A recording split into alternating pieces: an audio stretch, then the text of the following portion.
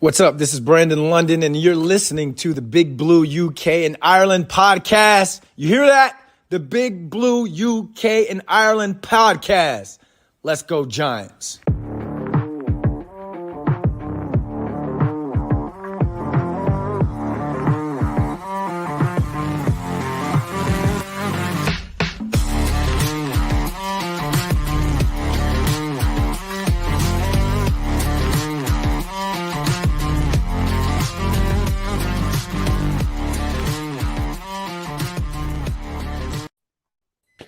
Welcome back, Giants fans, to the latest edition of the Big Blue UK and Ireland podcast. This week we are 67% British, 33% Irish, but absolutely still 100% Giants.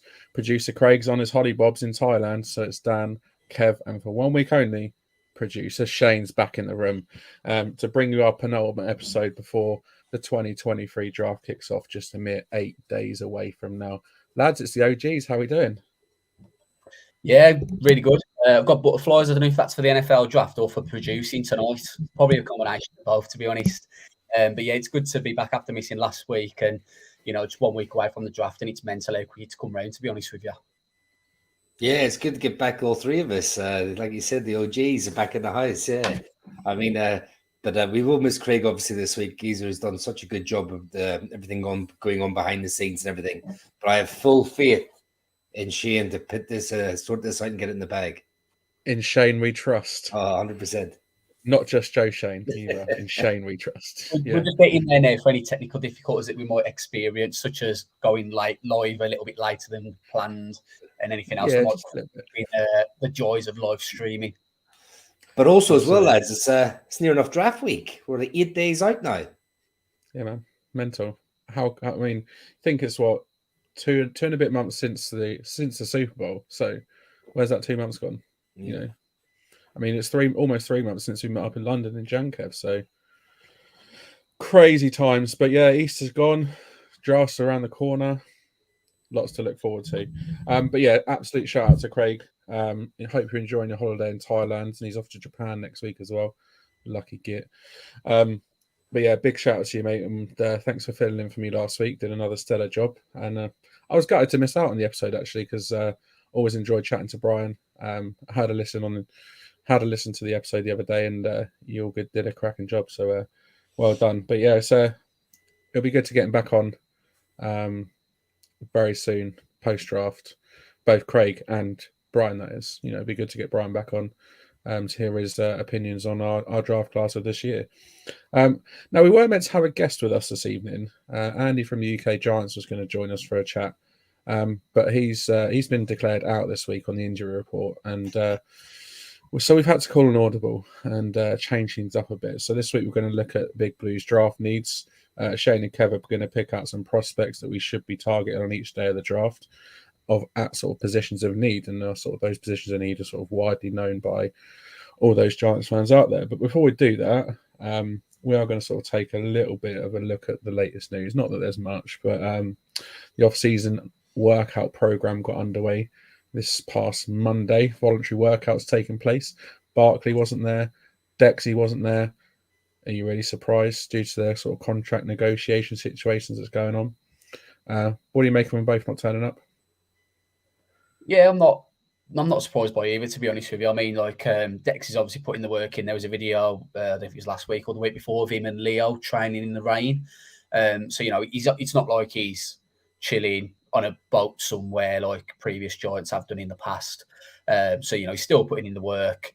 And with Saquon, I think some media outlets are blowing it up more than it is. Seeing articles like Saquon's not happy with the tag. Well, no player's ever happy with the tag because it means that they're not getting the money they want and they're not got the security that they want. He knows if he plays, it's only for one season. If he blows his knee or something like that, ACL done for the season. And why would anyone put themselves at that risk? So I don't agree with neither of them not being there. I will say that you do like to see your players turn up regardless, but I do understand the business side as to why they've not turned up.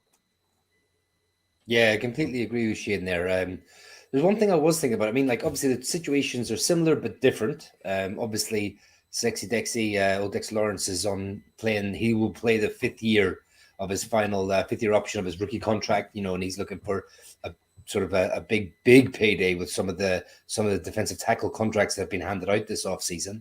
And obviously Saquon's on the tag. He hasn't signed the tender yet, but I do believe he will sign it, and I do believe he will play on it.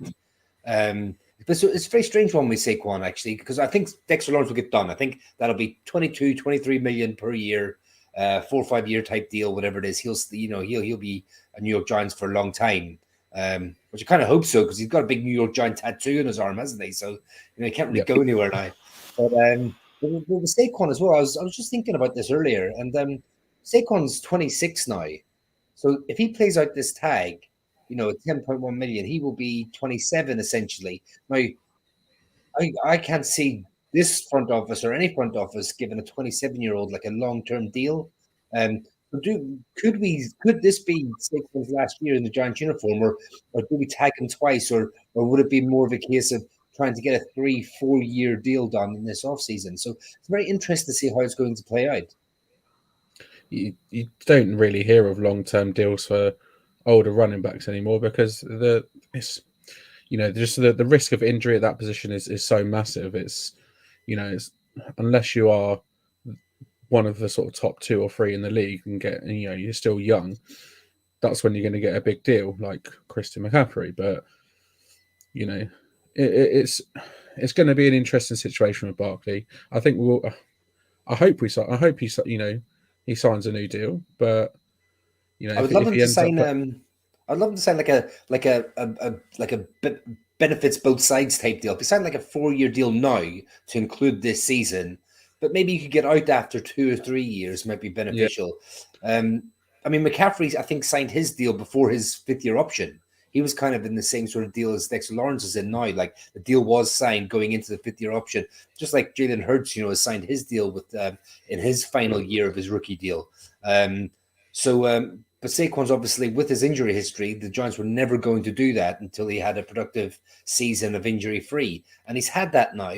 So it's kind of like the two are meeting like loggerheads. I know there's reports out there that the front office has taken the deal off the table, so there's no actual offer on the table at the moment. The tag's there, and that's what he'll play under until they reconvene and actually get back again around the negotiation table. Yeah, I think with running backs, it's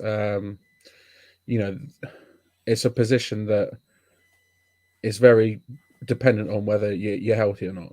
And as soon as you get one in, any leg injuries are just absolute killers for those running backs. And once they get to sort of the age late 20s into the 30s, that's when they start to notice a sort of decline. Unless you're old day Adrian Peterson and you still go until you're 37. But I hope we do sign him, and like you said, to a good for both both parties deal, 3 years, 4 years, out after 2. I'd be happy with that. But if he plays under the tag, then he plays under the tag at the end of the day. I'd rather pay him 10.1 million than pay him 12 or 13 million. So, either way, I think it's a win-win. But at the same time, Barkley will probably be a bit annoyed about having to play under the tag rather than getting a deal that he wants. I know you guys talked about it last week, but I just wanted to get Shane's opinion on it, because I know he's been quite vocal about this. But obviously, Paris Campbell decided that he would pick up the number 0 jersey, since the league allowed players to wear number 0. Shane, thoughts on number 0? Yeah, excuse me. I'm going to direct it to Kev. What's the cap if we cut him? Love it. Love it. Very minimal. I despised what they brought in anyway. But I can kind of leave, if you're a DB or something and you want to wear number 1, or you want to wear a single digit number, it probably looks quite sick on a DB or something. But 0, nah. I ain't happy about that. No. So it doesn't. Number 0 does not belong on a jersey in the NFL. I'm sorry, categorically no. It'll be double 0 before we know it next. Don't say that. Don't say that. That's even worse. And just before Double we zero. move on in the topics, obviously we've got Steve who's tuning in, who's just put a comment on what we were just talking about in regards to Sexy, Dexy, and Saquon Barkley. Even Steve, how you doing, mate? What do you say? Not all that impressed with certain people in the media trying to stir things up with Saquon. The Sexy Dexy not turn up. Absolutely. Shane, you said that as well. I mean, that's what the media are good at, isn't it? Stirring the pot. That's exactly it. Like, Steve's making a great point there. They're making a lot out of nothing, or a lot out of something that's very, very small. I mean, it would be more worrying and more surprising if they did turn up, considering the situations. I mean, it was good to see Xavier McKinney. He's there, and he's in exactly the same situation as Dexter Lawrence. But he's turned up because it's not that big a thing, really. I would expect him to be, once Dexter Lawrence's deal is sorted out, I would expect them to sit around the table with McKinney's agents and representatives and start negotiations on a long-term deal for him as well. So there's nothing much in it. I mean, like we said last week, we were talking to Brian. It's June time when we start doing the voluntary proper mini camps and workouts and stuff like that. When we come to doing that proper install of playbooks and stuff like that, then I would be worried if they didn't show up for those. Yes, Alan Michael Strahan not turning up for camp. That's when it gets a bit concerning. But for now, don't read too much into it, I don't think. We know what it is. It's draft week. They can't get any intel on who the Giants want to draft, so they need to fill up some space in the news articles. That's it. They've got a column inches to fill, aren't they? And like you said, it's draft week. There's nothing else going on at the moment, so they need to create some stories, and that's what they're doing. All they're doing is stirring the pot and creating stories for the sake of it. So don't read too much into it. Now, there hasn't been any updates to any of Shane and Kev's favourite draft analysts. I can never say that word properly. draft analysts, mock draft since last week, but no doubt with draft week only being a week away, there will be more drop in at some point this week. So keep your eye on our socials for the latest updates for when they come through. Now, as I said at the start, as Andy's unable to make it this evening, we've had to call Omaha at the line. So we all know Omaha. We all know day one of the draft is dedicated to the first round. Commissioner Roger Goodell comes and does his thing on stage, has the pictures taken, jerseys held up, blah blah blah blah blah. Day two brings the second and third round. So then by the time day three comes, picks are coming in thick and fast, with all different weird and wonderful ways of picks being announced, including UK fans announcing the draft picks as well. But some of the best talent in the draft can be found in the later rounds. Our mate Gary being a 6th round selection 2 years ago, and stud tight end Dan Bellinger being a 4th round choice last year. There's always debate about whether to draft using, what strategy to use when drafting, whether drafting for positions of need or choosing the best player available, which, depending on the team, depending on the GM and the head coach, they're going to go either one or the other. But they could go this, one, if there's an amazing player available, they go with him. But then at the same time after that, they'll then draft for their needs. So, there's always that sort of debate whether which one the best strategy is. But the strategy the lads are going to use this evening is drafting of need, because it's widely known that the Big Blue have positions of need.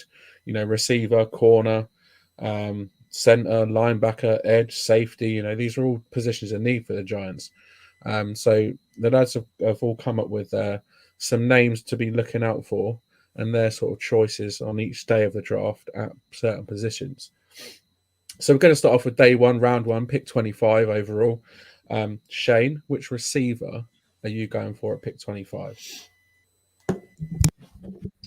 Yeah, so the one who I've got for he's not the highest on my board, but I think he'd be a great fit for the Giants and what Kafka and Dable want to do, and that's Zay Flowers out of Boston College. Last year he put up 78 catches for 1,077 yards with 12 touchdowns. He caught 58.3% of contested catches. Now you look at the positives, what he can offer. He's versatile. He lined up all over the field at college. Out wide in the slot and backfield, which is you get an impression that's what the Giants wanted to do with Wandale. So, I'm not saying he's exactly the same, and this is I can't believe I'm going to say these words now. I'm not saying he's exactly the same, but he reminds me a little bit of the Joker. But up here, he's a lot better, and he's got more commitment, and he's not off doing rap songs and all that other shit. So like I think he can apply himself a lot better. Now he's not as shifty in the open field as what that guy was, but he just reminds me of him. Now the negatives on him, he does fall into that undersized category. 5'9", 182 pounds. And has 29.5-inch arms, which you want bigger from your wide receivers. But I still maintain the Giants aren't looking for that wide receiver 6'3" kind of guy. So I think he would be a good alternative. Nice, Zay Flowers. I mean, there's lots of talk that Zay Flowers. I mean, there's been plenty of mock drafts done with Zay Flowers going to the Giants in the first round, and I think he's a good receiver that will potentially still be there at 25 for Giants to go with. So yeah, he's a small guy. He's again, what is it with Giants and picking of got plenty of slot receivers. We're getting really slotty, aren't we? But I think he'd be a great pickup. I really do. Yeah, definitely. I mean, he's one of those receivers that he hasn't got the height, obviously, but he's like built like a running back. When you put the ball in his hands, I mean, he's an open space. There's not many people that'll catch him. I think he runs fantastic routes. So like he can get open in the National Football League. So I think it'd be a great pick. You can't have enough good players. And as we said before, don't forget the only wide receivers that are contracted to the Giants after this season is Wandell on his rookie deal and the fast receiver. We've just re-signed him. Darius Slayton. He's signed to a 2-year deal. Everyone else is on 1-year prove-it deals. So yeah, I can definitely see that happening. Yeah, man. I mean, Kev, cornerback, who are you going with? Well, there's a few that I'd love to go with, but obviously, picking at 25, you have to try and be a bit more realistic. But I've gone for Deontay Banks out of Maryland. He's a 6-foot corner, 200 pounds. He's only 22. He ran a 4.35 40. So he's like big, he's strong, he's fast, he's a good press man corner with fit and wing scheme brilliantly. He played one of his better games was against Ohio State when he was matched up against Marvin Harrison Jr., who's going to be a top 5 selection, some say, in next year's draft. The only downside with him is like he can be a little bit grabby, so you can, grab on the routes and stuff like that. And if you've listened to me before, you know how much I hate it when Darnay Holmes does it. So he will have to, sort of discipline out when he comes into the league. But he's definitely someone that I can see being there around 25 and someone that would fit the Giants scheme perfectly. Yeah. Oh, Darnay Holmes. Don't even go there with Darnay Holmes. just you don't need to grab Darnay. What are you doing? But I don't know enough about him to really make a comment on him, but I still do think we're going to go corner in the first round. I think we'll receiver. We've got a lot of talent at receiver. Yes, we haven't got a sort of standout number one, but that number one receiver probably isn't going to be there at 25. So, I think corner is probably, for me, in my opinion, is the more likely pick we make at 25. What do you reckon, Shane? I think we're going to go wide receiver or centre. Oh, you've changed your tune. No, I don't want to. I want to go quarterback all day long. But I don't know. I've just been reading and hearing and watching things, and there's a lot of talk at the minute about the Giants. It's all lion season. It's all lion season. Yeah, I don't know. I'm not talking about just people that are not reliable, but more reliable than Dave on Twitter. No offense to any Dave on Twitter. But I've been hearing things that that apparently they're quite high on Zay Flowers, and I don't like this at all, but they're quite high on John Michael Schmitz, which I would hate in the first round. I'd despise it, not because it's at 25. Yeah, and that's the reaction I kind of had. Like, if you're going to take him, fair enough, but don't make it at 25. But just go back to the cornerback situation. I think, I know that they like Cordell Flott, who they got in the third round last year, but he was very, very light. He came in at like 170 or something. I'll be very interested now to see what his weight is this year, being in a NFL strength and conditioning program for a full season.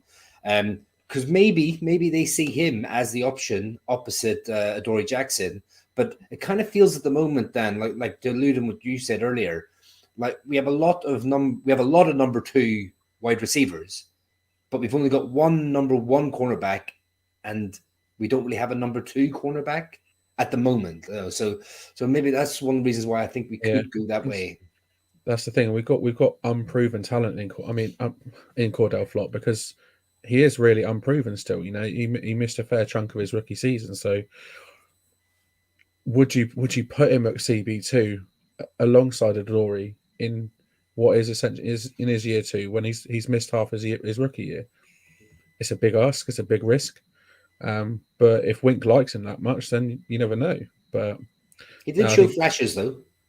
He did, absolutely did, and you know, I think he's a great talent, and I think he's got a lot to offer. Just be nice to see him develop into that, you know, CB2. Maybe take a little bit more time as a rotational piece to learn his craft a bit more, and then coming into year three, maybe sort of next year, that's when we potentially look at it, making him sort of CB2, because obviously Dory's contract is up soon as well. So there we go. All right, Shane, linebacker, who are you going for in round one?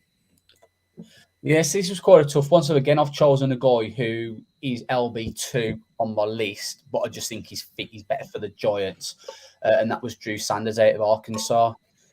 He's a guy who kind of picked up momentum as the draft's gone on. You know, Trenton Simpson was originally LB1, but for some people, Drew Sanders is LB1 now. 9.5 sacks last season and 3 forced fumbles. I'm a Penn State guy. I watched a lot of Micah Parsons. I consider Drew Sanders Micah Parsons light. I'm not saying he's exactly the same, but that's the kind of similarity. But he's just not going to be as good. He's a kind of linebacker who blitz. You know, he can blitz up as much as he wants, and I think that fit Wink's system really well. Now, the negative on him for me is that he's had too many missed tackles. He had 22 missed tackles this past season, which is the highest among draft eligible linebackers this year, and he also allowed a QB rating of 88 when targeted, so he's not great in zone coverage. So, you know, you would want him in that blitzing position. As I say, I'm not saying he's Micah Parsons. I'm not saying that's the comp to him. He's just Micah Parsons light for me. I mean, that's pretty high praise, though. Well, and that's probably the reason why he would get to 25 as well, because if he was Micah Parsons, he'd be going a lot earlier. Top 10, easy. Yeah. I mean, it'd be nice to have a player of that is compared to him, you know, and then if he's probably nowhere near as good as him, but yeah, it'd be nice to have a player that's been compared to him. You say top 10. That's unless, of course, you've got a GM who chose to trade back and pass up on him. Bitter still, I love it. Yeah, but no, I mean, so back to the pick. It's a great pick, to be honest, because he wasn't he an edge rusher at Bama and actually transferred over to Arkansas, and he's only played one season off-ball linebacker. So he's still trying to find his feet in that position. And for someone to look as good as he did this past season and only do it for the first year, I mean, it's phenomenal. So, you know, his trajectory I can see going in the right direction. So I think that would be a decent pick. Well, the fact he's played edge at Bama as well is versatility. That's exactly it. Wink would love that. Absolutely. And, you know, edge is another position in need. So, which we're going to talk about any minute now. But yeah, edge is another position in need. So maybe. So, Kev, who are we going for with centre then, or offensive line, or offensive whoever? Do you know what? I've decided I'm just going to break Shane's heart. I'm just going to do it. And at pick 25, personally, I'd like to trade back a little bit to make this pick. But I am going to take John Michael Schmitz out of Minnesota. Producer Shane's gone. He's left the room. Right. To be honest, I'm absolutely being honest. I wouldn't make this pick. Right. I wouldn't. But because I think when it gets to 25, there will be better players on the board than John Michael Smith. And I believe you could get starting caliber centers as you move down the draft. But at 25, if we're looking to solidify that offensive line and give a real sort of like anchor to the middle of the line, you know, you couldn't really go much better than John Michael Smith. I mean, he's 6'3", 300 pounds. He's 24, so he's a little bit on the older side, but you don't mind that with offensive linemen, especially in center, where it's more a cerebral position. He is the best all-round center in the draft. He has a wrestling background as well, and you can really, really tell because he's so good with his hands. He's not dominant like with strength or with like stuff like that, but you could tell like with his hand placements and leverage and stuff like that, he really basically gets the job done. I mean, he's just a center that basically you can plug and play for 10 years and keep Shane happy. You know what? Like, we do need a center. We need there's obviously, what's his name? I can never remember his name. The guy that's touted that we pretty much got a start in the centre at the moment. Oh, Ben Bredesen. Yeah, Ben Bredesen. Obviously, if we don't draft a centre this year, Bredesen, he's a pretty good stopgap. But it'd be nice to have someone that is of starting caliber and is of a really good caliber. Picking him in round 1, that's a bit of a reach. Could we trade down out of round 1 or to the later round 1 picks to pick him up? Maybe. But like I said, there's probably going to be better players available than a starting centre at 25, probably even into the early second round. So I think second or third round will be a much sweeter spot for a centre. But, the guy sounds like he's a force to be reckoned with on the offensive line, and if it did decide to pick, his draft stock might rise over the next sort of week or so. You never know, and it wouldn't surprise me. It really wouldn't surprise me if we did go for a centre. But I think Joe Shane's he's a smarter man than Dave Gettleman. He won't make bad decisions, and I trust in him. I will say one thing as well. I mean, like, if say for example we go with a cornerback, a wide receiver round 1, and you get into the second round, and like center isn't a sexy pick for all NFL teams, not just us at the moment. But if you start to get to like the 40s and he's still there, like we're picking at 57, could you see we've got 2 5th-round picks? Could you see us giving a 4th or one of those 5ths or something like that? Not the 3rd, I wouldn't say that now, but like something like that to maybe move up and secure him. I mean, it'd be interesting to see how that plays out on draft night. Yeah, man, I think that would be a great move to move up in the second round, to give up one of those 5th-round picks, move up in the second round to take one of, if not the best centre in the draft. Why not? Why not? Absolutely. All right, then. So, as we said, edge, Shane, who are you going for if we decide to go edge in round 1? Yeah, so again, I'm picking another guy whose trajectory's on the way up during this draft process, and that is going to be Nolan Smith out of Georgia. Last year, he had 2 sacks, 5 hits, and 12 hurries, and he also posted a pass and run PFF grade for 82 in both, above 82 in both categories. Now, he's an elite athlete, blew up the combine. He ran a 4.39 40-yard dash at 6'2", 238 pounds. He also had the highest vertical, 41.5 inches at the position, and it was the 5th highest at the combine. He's the kind of guy who's got massive ceiling, maybe a little bit of a lower floor than what you'd like. Now, the negatives is staying on the field. He only played 8 games this season. He's still raw, so whilst he's got that huge ceiling, he does have that lower floor, as I say. He needs to hone his skills, and the landing spot is key. Now, you could say he's New York, maybe a good landing spot. If Aziz can stay fit, yeah, it could be, because Nolan Smith then can come in that rotational, and then maybe through the season, if Aziz picks up that injury, he can sort of start taking a lot more reps, and he's going to be learning with the likes of Sexy Dexy, Big Cat, Kayvon Thibodeau, Jihad Ward. I mean, that's not a bad school, right? To really learn off to hone your skills. Yeah, it's a pretty good school. I'll be happy with that. Edge, what do you reckon, Kev? Yeah, I mean, I love that pick. I mean, I really like the player. He's high for me on my board. Like, I'll obviously post out top 5s this week, as leading up to the draft. But I think he's a perfect fit for our scheme as well. I mean, he's definitely not a 4-3 defensive end. He's definitely a 3-4 outside backer, and I think he would be working a perfect rotation with Ojulari. And then you might not see him pick up those niggling injuries and stuff like that. He might stay healthier throughout the season, being able to share that workload. Because at the moment, we're very, very thin at edge. And we've shown in the past Giants teams, the more defensive line and edge players you have that could rotate in, the more successful you'll be. I mean, I hate to say it, but that team in Philly, they've shown how good you can be by rotating in defensive and edge players. That's literally what I was just about to say. Yeah, I mean, their defensive line, their edge last year was just unbelievably good. I think was it 5 or 6 of them, all with 10 or more sacks. Unbelievable. And having that depth at that position and sort of being able to rotate them all the time. You're bringing in different strengths against different plays, against different schemes, and why not? Why not have that depth in numbers and strength in numbers at a position where, like you said, we are really, really thin. So, yeah, I like an edge pick at 25. I really do. I think, and it, like you said, it will someone to complement Ojulari, and allow him to, in his snap count not to be as high in the games he plays and risk that injury. That he's had previously. So yeah, I like an edge pick at 25. I think it's definitely one worth thinking of. I can see Philly as well, to be fair.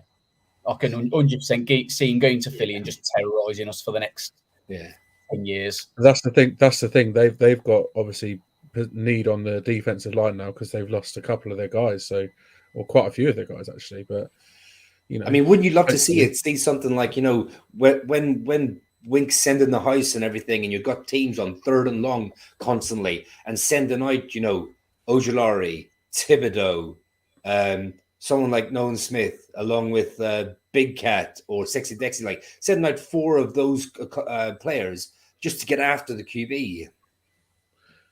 Yeah, man, just really bring that pressure, really bring the house on the opposing quarterback, and old school NASCAR package. Right, 100%. Bring it back, man. That's what the thing is. That's what you want to see from a defense. You want to see that, those sort of exciting plays, and just to really sort of show other teams like that we mean business, And I think Wink's absolutely more than capable of doing that as DC. All right, then. So Kev, lastly, safety. Yeah, so safety. Well, there's only one choice here because this player is by far the heads and shoulders above the rest of the safeties in this class. He's only safety with the 1st round grade that I have, and that's Brian Branch at Alabama. 6 foot, 190, 21 years of age. He's 1st team All-American this year. Like I said, he's not even close. Like, he is the number 1 safety in this class. He's so versatile. He can play free safety. He can play strong safety. Some actually see his best position is actually the nickel on the defense. Nice. He can play, he's good in man, matching up against tight ends or receivers, and he's very good in zone. He reads the field so well. He's like a general on the field. A little bit like Xavier McKinney, if I'm honest. The only real downside with him is, like, some might see him as being a little undersized for the modern NFL. But I think he'd be a great fit, and why not have 2 Bama safeties back there patrolling, looking after everything? Absolutely, why not? And don't forget, we were just talking about defensive line as well. Don't forget Nacho as well. Yes, we've got Nacho in, but yeah, Dion Branch. I've heard his name floated quite a few times. I've seen a bit of him on social, and I'd love that pick at 25. I really would. I think he'd be a fantastic pickup for the team. Really think he would fit into the scheme well as well. So yeah, I really like that pick, man. Shane. Yeah, agreed. But he's the standout sort of safety one in this draft class. I'm going to be really curious, to be fair, to see where he actually goes and how the team ends up using him. Because as Kev says, he's a safety at the minute, but there is a lot of talk that he's going to end up playing nickel in the NFL at the next level. So I'd be happy with that, and you're kind of solidifying that back end of the DBs with 2 great safeties with McKinney and Battle Branch. Yeah, to be honest, I'd probably be happy with any of those picks apart from the O-line pick, because it's a bit too rich for me. But let's go day 2 then. All right, let's whiz through day 2. So obviously, again, same positions. starting off a receiver on a day 2 receiver to look out for. Kev, who you going with? So I'm going with a personal favorite of mine, Jonathan Mingo out of Ole Miss. He's 6'2", 220 pounds, 20 years of age. He was second team All CC. So Eli like him. Yeah, yeah, exactly. He ran a 4.46 40, which at his sort of height and weight is actually quite good. Anything under like 4.5 is a good time for a wide receiver.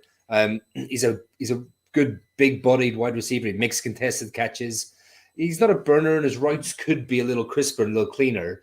But I definitely think he's got like all the attributes to be a starting X wide receiver for the Giants. And as we've said, if we don't go wide receiver round 1, we've got a lot of slot guys and second type of wide receivers. This would give us sort of that big-bodied, contested catch wide receiver that, dare I say, a certain player from the Detroit was supposed to be. Yeah, that guy. Cool. Yeah, there's plenty of good quality receivers to pick from in the day 2. And I don't know much about the guy. But like I said, Eli, I'd like him from Ole Miss, and it would be nice to not have to use that round 1 pick on a receiver if we don't have to. I think. Shane, who are you going for corner? Yeah, so this is kind of following a little bit of a trend with what Kev said. This is kind of someone who I've penciled in as a my guy pick, and that's Darius Rush out of South Carolina. Cam Smith's getting a lot of chatter, but I think Darius Rush is really sneaking under the radar and not been getting the credit he deserves. He gave up 18 receptions on 31 targets last year for 317 yards, 2 touchdowns given up, but he had 2 interceptions as well. He's the perfect size for the position, 6'2", 189 pounds, got elite arm length, ran a 4.36 40, and he had a 1.51 10-yard split. Also, he was clocked at 21.6 miles an hour at the Senior Bowl this year as well. The only negative on him for me is he's new to the position. He moved from wide receiver in 2019, so he's only been playing cornerback for sort of 2 or 3 years. And he's also better in zone than man, which would be a little bit of a negative coming to the Giants. But again, it's an area for him to improve on. And, if you build on that potential, he's okay in zone. He's already, you can bring him up to that man, but you're bringing him up to the next tier then. Yeah, don't forget, picks that are going day 2, they're not necessarily, day 1 starters in their rookie year. They're guys that I do need a bit of development. So, yes, they're still going within, the top 100 picks of the draft, but you've got to remember they're not a finished article. Otherwise, they would be going in round 1, right? So, cool. Alrighty, so I will just say quickly, I love that pick as well, because I only watched him on this past weekend. I hadn't really heard much about him. I only read up some reports on him and watched him at the weekend. And I think, like I said, because everyone talks about Cam Smith, the South Carolina cornerback that could go first round, end of first round, begin the second. Not many people talk about Rush, but I think given the right coaching and stuff, Rush could be one of the top cornerbacks in this draft. Nice. That's cool. All right, Kev, linebacker. Again, this is one of my guys, and I'd be happy if we took this guy in the first, but I don't think he's a first round. I think he's a first round talent. I don't think he'll go in the first, and that's big boy Jack Campbell out of Iowa. He's 6'4", 250 pounds, 22 years of age. 2021 second team All-American, 22 first team All-American. He's your traditional Mike linebacker the Giants have been crying out for. He is that downhill runner. He's a tackling machine. He had 271 tackles the last 2 seasons. I mean, you pair him with someone with the speed and range of Okereke next to him. I mean, that's such a fantastic duo at a linebacker core. And I mean, that would put our linebacking core as top 10, top 5, in my opinion, in the NFL. I think they would just complement each other so much. I mean, so the only real downside with him is in space. When he's in space, he's a little bit sort of hesitant. He's a little bit oh, what do I do? But if you say to him, go get ball carrier, hit that gap, Do you know what I mean? Take on that block, shed it, get into the backfield. I mean, he does everything so well. I mean, it's just not sort of like the linebacker generally isn't a sexy sort of position in the NFL anymore. You don't see many of them going in the first round. But I think if he's there at 57, I mean, you run that card up to the podium. Snap him up. I love. It's absolutely not that sexy position, but I absolutely love a linebacker that position, and just all round athletes, pure athletes, and the fact that they're hitting guys, making 100+ tackles a season, they're hitting guys full pelt every game in, game out, and absolute tackling machines. And I love the position. And don't forget, these guys only play like 12 games a year instead of the 16, 17 that the NFL do. Exactly. And if we can pick up a solid, like you said, Mike linebacker that we've been crying out for since losing Martinez last year, you're winning in the second round. Shane, I know it's not your position of choice, but what centre are you picking up on day 2? Well, round 2, should I say? Just before I move on, I love that pick by Kev. Like that, hands down there. It doesn't matter who Kev picks for the rest of the night. That is my number one. He's my number one, my guy. Like, I watched his tape back in February, and I literally just fell in love. I was like, what a player! Like, tackling monster. Man crush. Yeah, literally, like, if we get him, I will buy his jersey instantly, no questions asked. You actually be number. It'll be like number 2 or something. Double zeros. No, it's not going to happen. I think for me, with Jack Campbell as well. So I mentioned, I was so tempted to take him in the round 1 because I'm one of them. Like, he's that kind of my guy for me. If we take him at 25, no problems, absolutely sweet. I've got no issues. There's a reason why analysts have been saying if this was 1980, he'd probably be a top 10 pick. Because he would have suited the play back then. And for me, it just gives me Luke Kuechly vibes. Like the way he just. I loved Luke Kuechly, man, as a player. He retired way too early, didn't he? Yeah, but absolutely love that pick by Kevin. Doesn't matter who else he picks tonight. That's gonna be my favourite pick of the night, without doubt. Nice. So what I'm onto that. Am I onto that crappy position? You are, mate. Yeah. Well, you say crappy position. It's a pretty important one. Yeah, it's Steve Avila, TCU next. Great. So the reason I've picked Steve Avila, he's only given up 4 career sacks. He gave up 9 in 2022. He also gave up 2 hits and 9 hurries. Positional flexibility. In 2020, he played 371 snaps at centre. 2021, he played 685 at centre, and then this past season, he played 1,010 snaps at left guard. So, he's got that centre left guard versatility. Depending on what the Giants want to do, that can plug him in playing day 1, move Bredesen to left guard, or if they are happy with Bredesen being centre for the season and maybe Azudu's struggling, Avila can go in there and play left guard. He does need to improve on his lateral movement and his change of direction speed, but I think that would come with the right coaching from Bobby Johnson. Sweet. Again, like we said, these guys aren't the finished article. They're not the best of the best, but they're getting there. They're still developing. They're young men. They're still developing, and that step from college to the pro game is such a massive one that you can't be expected to be like day 1 starter ready if you're being picked in the later rounds. So there's plenty of room for development. Kev, Edge. So I've gone with Derek Hall out of Auburn. He's 6'3", 255 pounds. He's 22.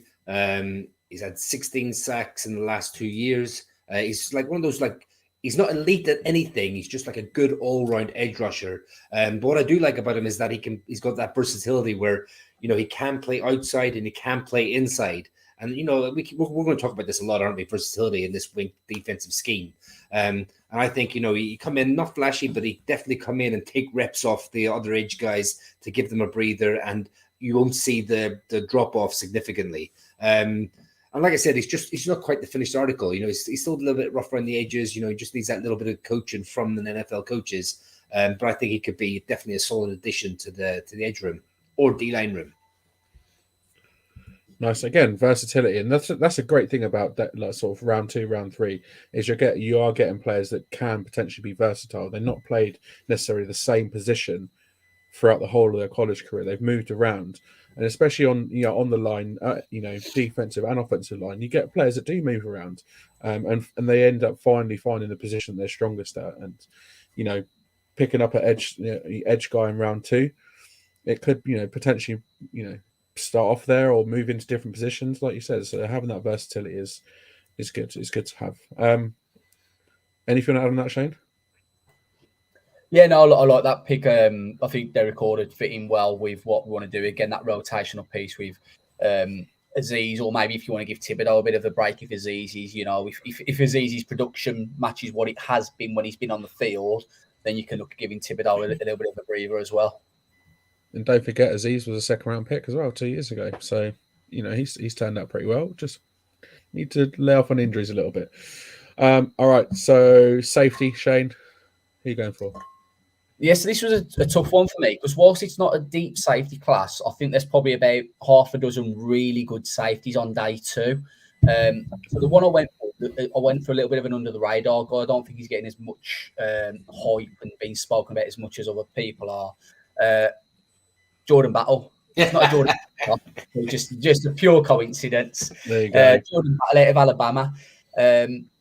You want to talk about smart, tough, and dependable with Coach Dable. That is what Jordan Battle just produces. In the last 3 seasons, he's played 2,691 snaps. Can you get more reliable than that? He's played over 800 snaps every season. He's been there.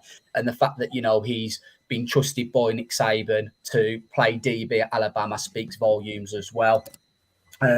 Negative for me, I personally think he needs to improve on his coverage skills slightly. He gave up a passer rating of 87.9 when he was targeted, and his tackling still needs to improve as well. But I just think Jordan Battle is one of those under the radar. I think Brian Branch is being spoken about instead of the Alabama teammate. But then on top of that, I do feel that other safeties are being spoken about, and he's really sliding under the radar. And day 2 pick, if we got him, I don't think he'll be there. If he was there on round 3, I'd run to the podium for that pick. Nice. Yeah, don't forget day 2, like I said, consists of round 2 and round 3. So there's going to be plenty more. We got, was it 89 in round 3, haven't we? So we got 3 top 100 picks. So you can't really complain. And then no doubt there's going to be plenty to choose from at 89, and plenty of good talent left there at 89 still as well. So all those guys we've just sort of really spoken about, they're the sort of, I'd imagine they're the guys that are going to go with at 57, right? Yeah, I have. Everyone was spoken about, so it was late 2nd round, early 3rd round, and just quickly as well. Battle, I think, is a great pick. I have him as a late 2nd round pick, so sort of fits in nicely where we're sort of picking. Yeah, cool, nice. All right then. So day 3, going to go again, same positions, but let's go, obviously, name, school, and then just sort of one good thing, one not so good thing about them, just so we can wrap this up. So, Shane, starting off with you. Let's go receiver. Yeah, so I'm calling an audible. I'm going to change my pick. This guy completely went out of my head, and I don't know why. But I'm actually going to go with Darius Davis at TCU. I mentioned him to you guys in the group chat a few days ago. At TCU, the negative on him is, again, he's another small wide receiver. I think he's 5 foot. And if memory serves me right, Shane, you don't like TCU receivers, right? Yeah, but this is the set. Well, I've got him as a kind of 7th round, maybe round 6. Cool. 5'8", 165. Yeah, 5'8", 1. So the negative on him is that he's small, but I'm not drafting him to be a receiver. I'm drafting him to hopefully put an end that's been an issue for us, and that's kickoff and punt returns. I think it's sort of a position that's kind of been overlooked. Everyone keeps thinking about drafting wide receivers or cornerbacks to play that position.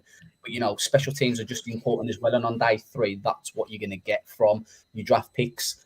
He ran a 4.36, so he's got quick speed. In 2022, returned 18 punts for 268 yards.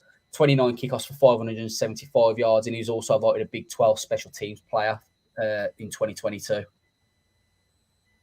Did he take any to the house? 2 touchdowns on the punts, 57 yards Okay. was his longest kickoff. There you go. Kick returner, man, punt returner. Yeah, it's a great shout, and why not? Like I said, sixth round, sort of that sort of 6th, 7th round. Yeah, for me, I've got a 6th round on him. Yeah, be happy with a nice returner to release that pressure off of Adoree Jackson, right? Because we don't want him getting injured again. Don't play him as a returner next season.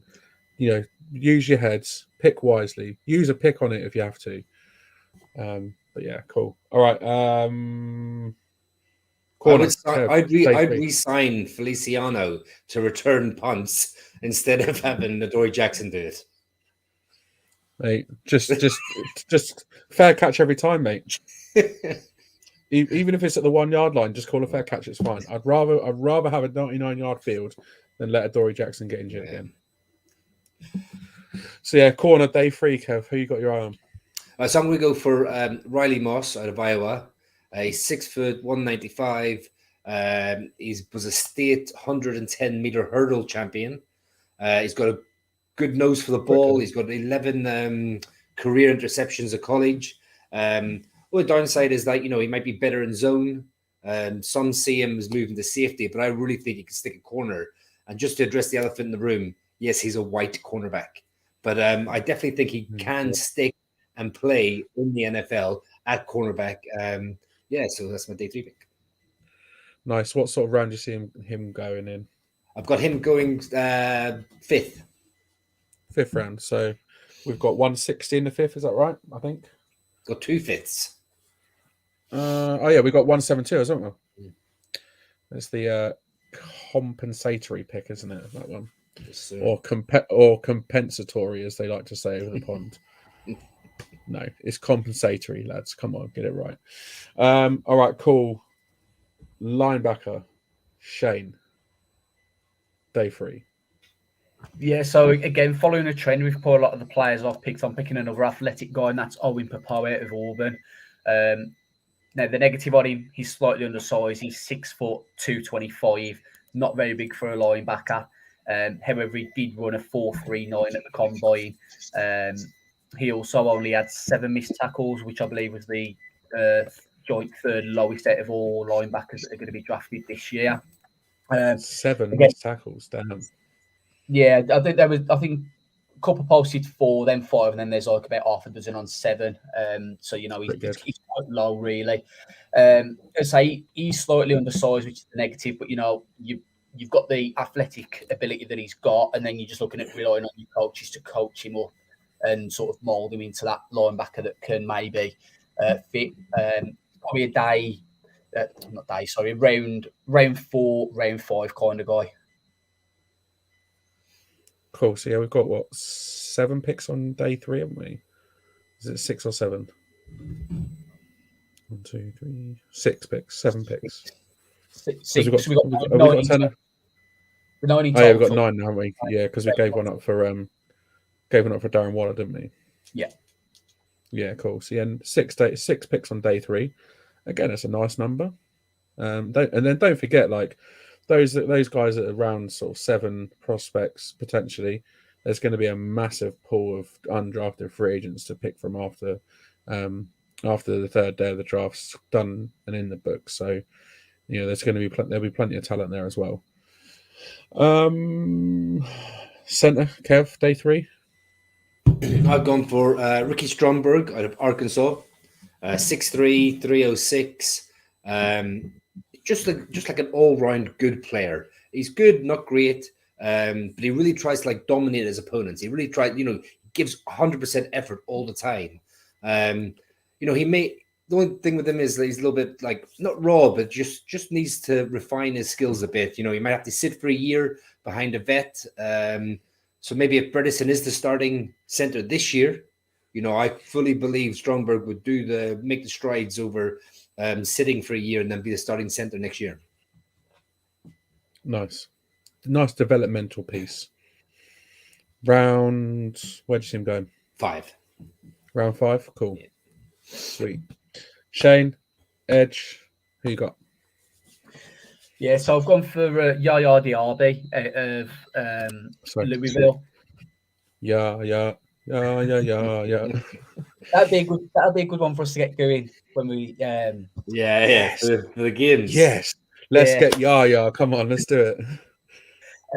But yeah, Yaya Diaby at Louisville. The last year we had 10 sacks, 7 hits, and 19 hurries. The negative on him is that's the only year he's really produced. Prior to 2022, he had 2 sacks and 2 hurries across 21 games, which was in 2020 and 2021. But he's an athletic guy. Ran a 4.51 40, 37-inch vert, which was the second highest at the combine for his position. He's a tough one as to where I think he can go. I think I could see him going as high as round 4, but I could maybe see him going as low as round 6. Because as I say, he's not got that production, but then he's raw and he's shown. He's had a good year this year, but prior to that, he's not had a lot. So kind of end of round 4, early round 6 potential range. That's a big range. Though. Cool, nice. And safety, Kev. Over to you for the last one. Yeah, so I've gone for Brandon Hill out of Pittsburgh. He's 5'10", 195. He ran a solid 4.43 40. Was it 2021? He was second team All-CC. 2022, he got an honorable mention for All ACC. He plays fast. He's all over the field. Sometimes he doesn't know what he's doing, but he gets there really, really fast. But he's got really good speed and he's got really good sort of agility on the field, but he doesn't excel at anything. He's kind of like good and okay at sort of everything, but apart from the speed, he's not really good at everything. But he's just one of those players that, could come in and could be a really good rotational backup safety.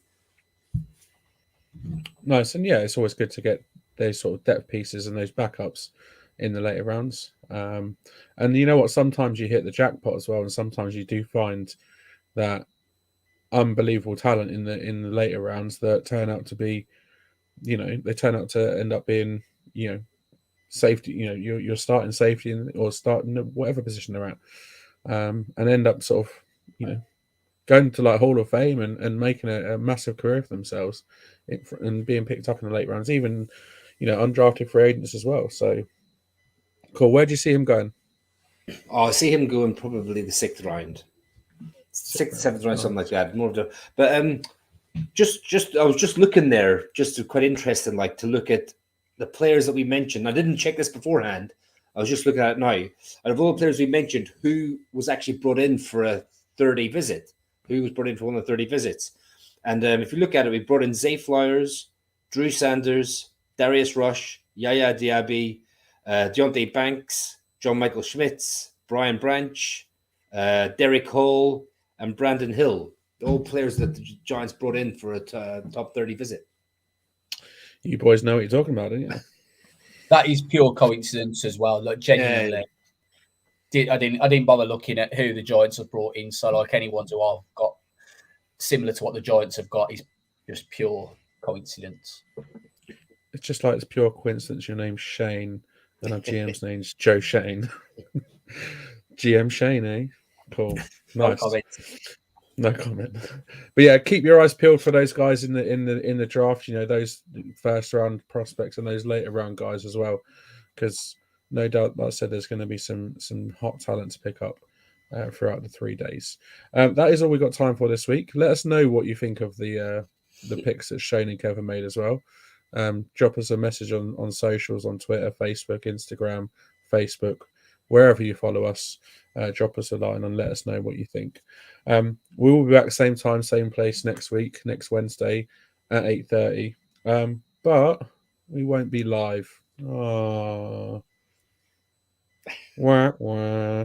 Yeah, so next week it will be a pre-recorded episode for you due to our work schedules not lining up very well, and also producer Craig still being away on his Holly Bobs in the Far East. I think this time next week he'll be in Japan, so just mega jealous, but enjoy your holiday, Craig. But at the same time, how dare you?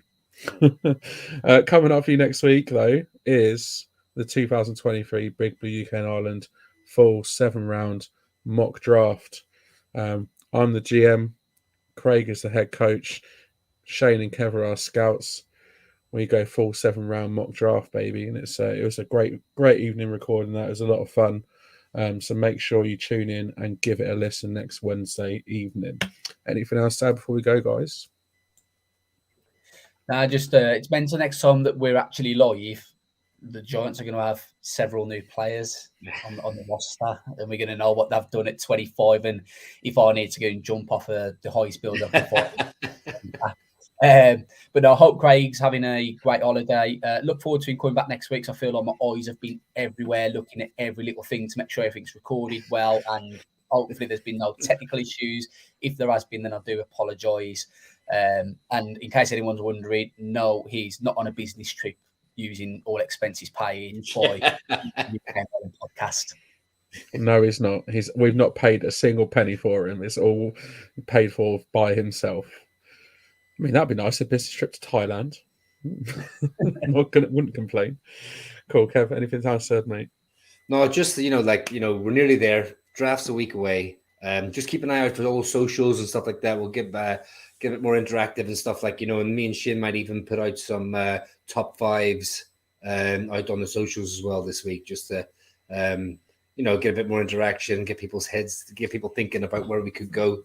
But exciting times, it's nice to pick at 25 and not in the top 10. Absolutely is. It's just so nice not sort of know that I think like this time last year we had 5 and 7. There was so much like pressure and stress and like, oh, who are we going to go for? Whereas this year it's like, we can choose who we want, really. Like this, either way, it doesn't matter. Really looking forward to next weekend. Always love draft weekend. It's just a shame we can't all get together and have a party like we did last year. But we will be sort of chatting, no doubt, throughout next weekend whilst the draft's going. It's mad. This time last year we had pick 5, to pick 25 this year, and then next year pick 32. I mean, that's what I'm talking about. Oh yeah, it's 3 a.m. I mean, you know what? I'll be happy with pick 31. I'll be happy with any pick in the late 20s to 30s because that means playoff football. But 32, that would be sweet, wouldn't it? That really would be. Like I said, remember to subscribe to our YouTube channel. Hit that little bell to get the latest updates and notifications. Follow us on Twitter, on Facebook, on Instagram. The ticker's running along the bottom. You can check us all out there. We are all part of the New York Giants Fans UK Facebook page, so give them guys a follow as well and get in touch with us via email too. We are also part of the Full 10 Yards Network. Check out the site full10yards.com/Giants. Craig does a lot of work for them too. He's a little writer for them, so he's made some good pieces over the last year. So we look forward to seeing some more of those. Full10yards.co.uk, sorry, not .com. We look forward to seeing some more of those pieces from producer Craig later in the year. So yeah, check us out. Give us a follow, give us a like, give us a 5-star rating on your podcast platform of choice. Give us some feedback. We really do appreciate all the feedback and all the comments we get because we love the interaction with our listeners and our viewers.